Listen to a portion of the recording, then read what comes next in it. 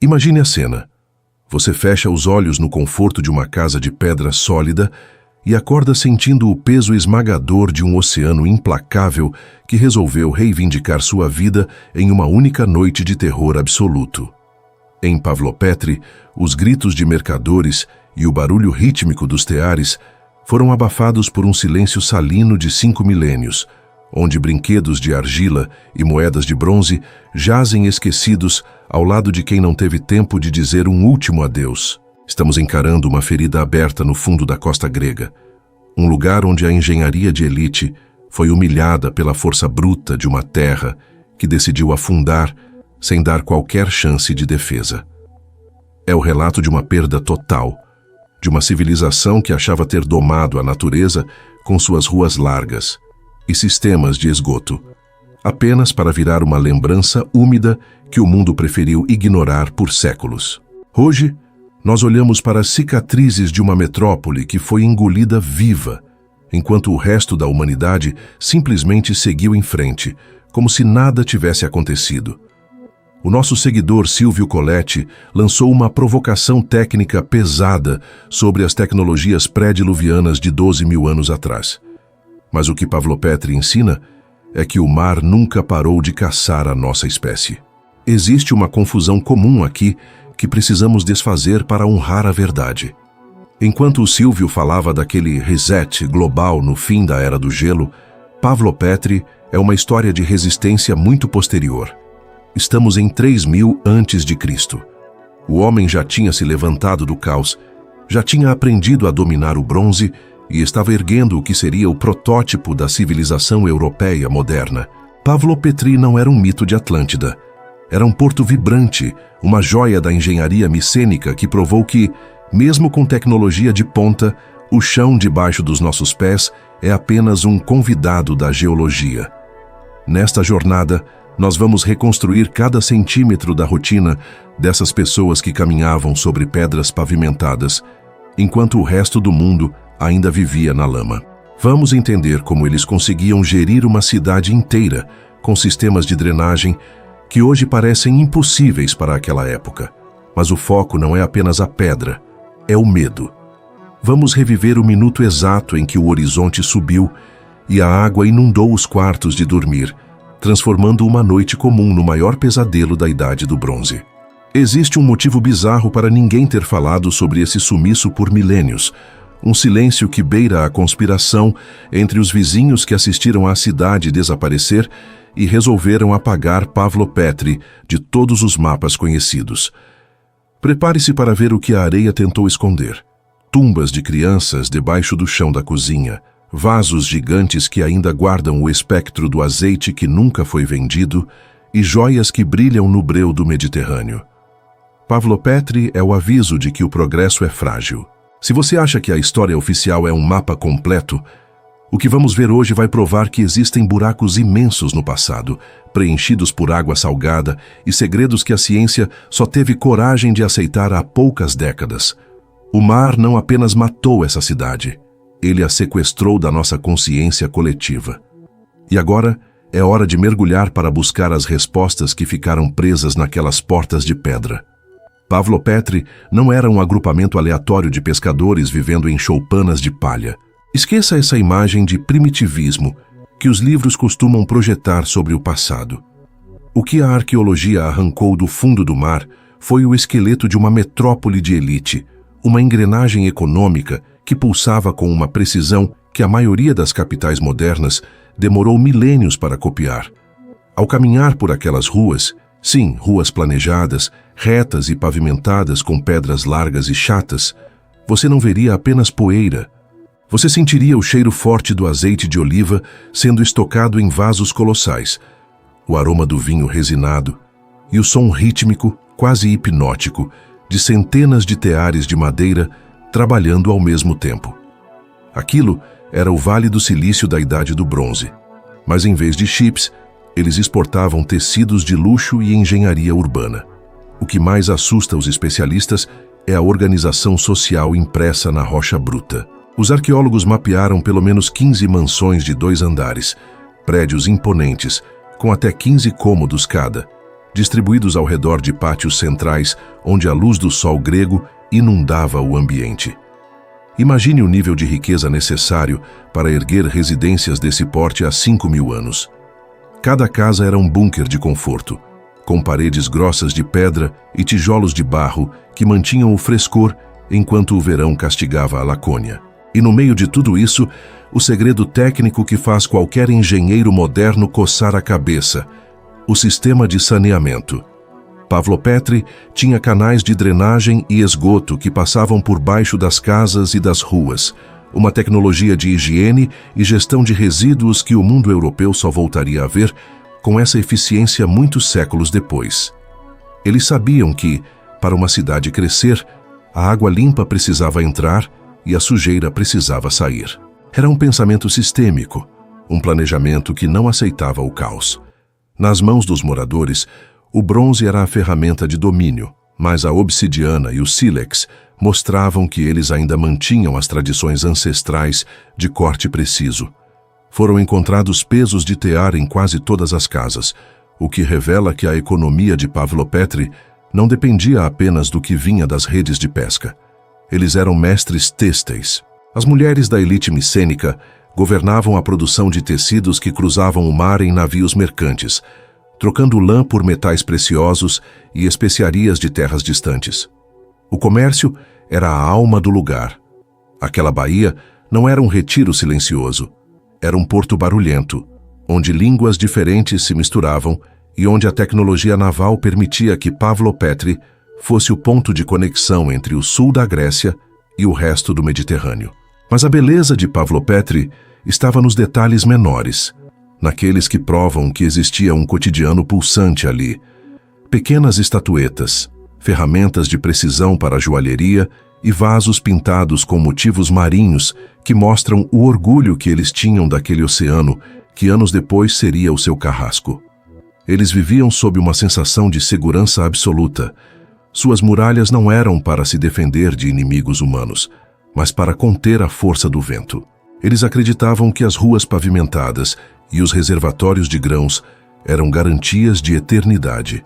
Ninguém naquela cidade, enquanto provava do peixe salgado ou ajustava a tensão de um tear, conseguia imaginar que o próprio elemento que trazia a sua riqueza, o mar, já estava silenciosamente calculando o peso que usaria para esmagar tudo o que eles construíram.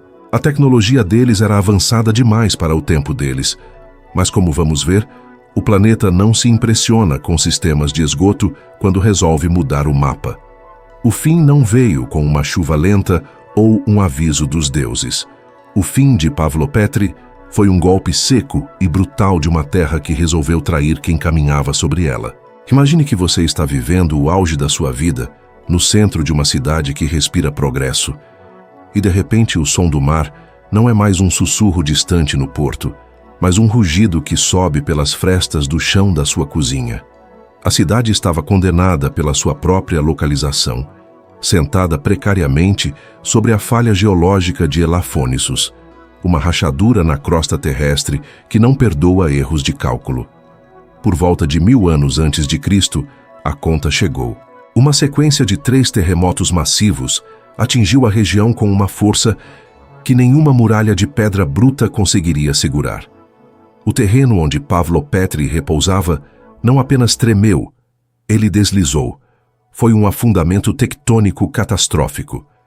Em uma única noite, o que era o segundo andar de uma mansão luxuosa virou o novo nível do mar. O horizonte simplesmente subiu, engolindo ruas, templos e esperanças antes que qualquer vela pudesse ser acesa. O que aconteceu com a população é o que tira o sono de quem estuda o local.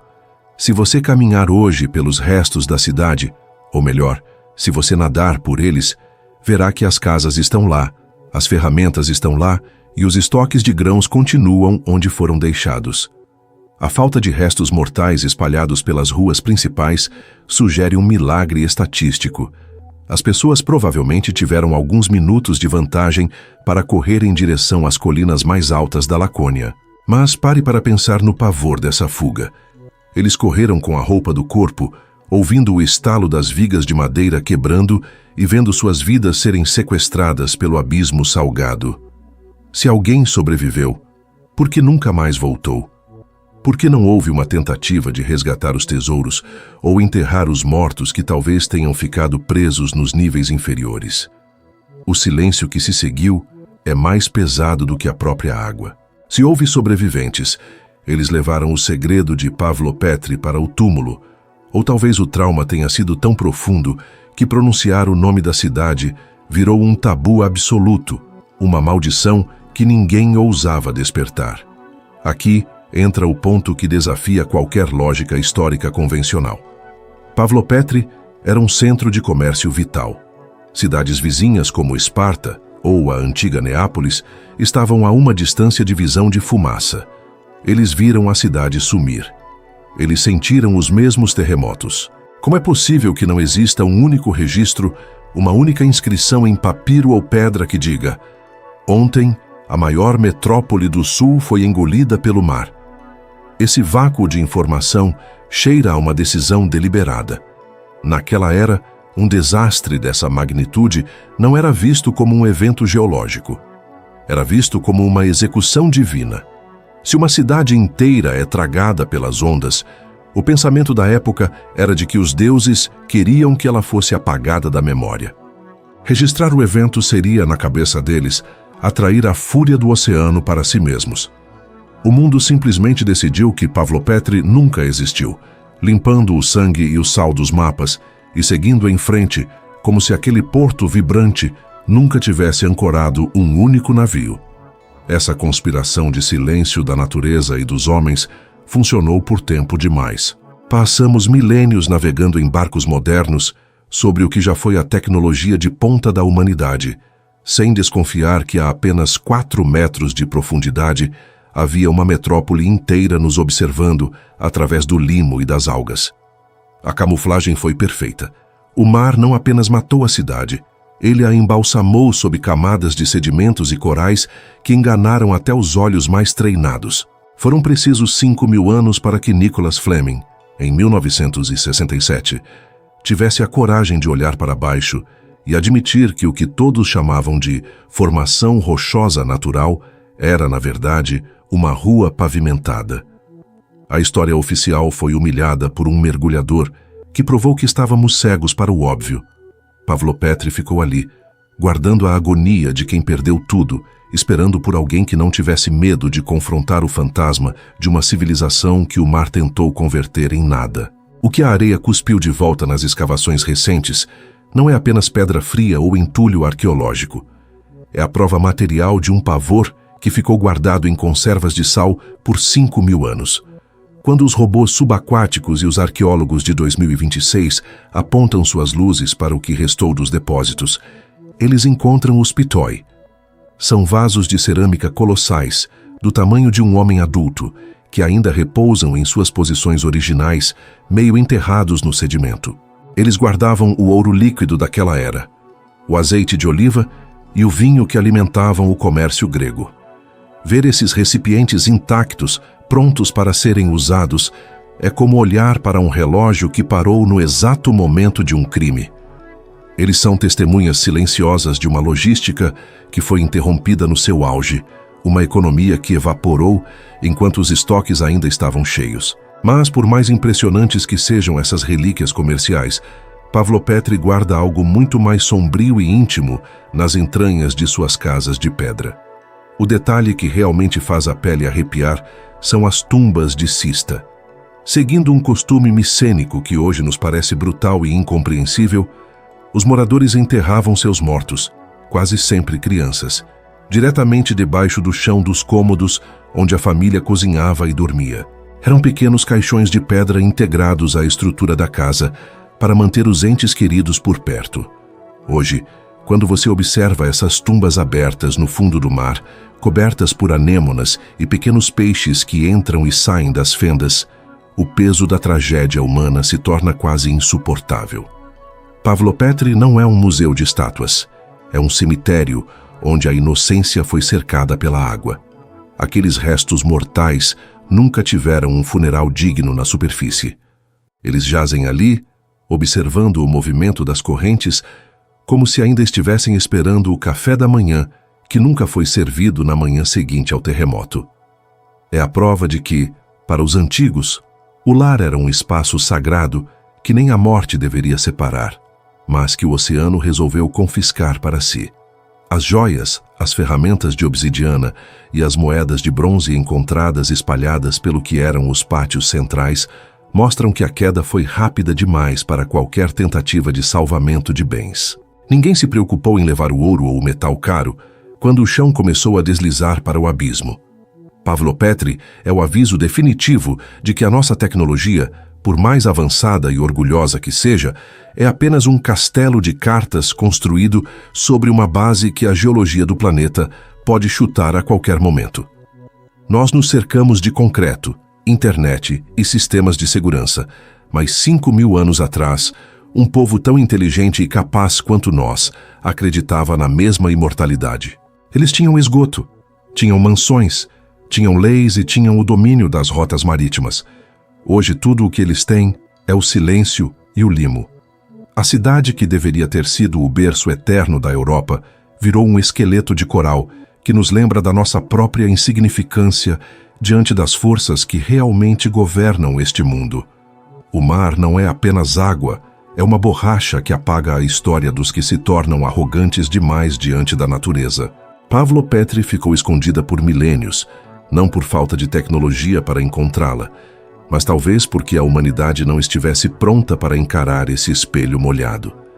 O pânico de quem viu o horizonte subir e as paredes desabarem ainda ressoa em cada pedra pavimentada que hoje serve de abrigo para criaturas marinhas. O que você faria se o chão onde você pisa agora decidisse virar mar em menos de 10 minutos? O que você tentaria salvar? O que você deixaria para trás para que os exploradores do futuro encontrassem e sentissem a mesma angústia que sentimos hoje?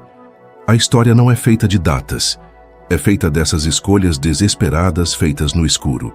Se essa jornada pelas ruas submersas da Grécia despertou em você aquele desconforto necessário de quem quer entender o que ficou de fora dos livros oficiais, você entende o propósito deste canal.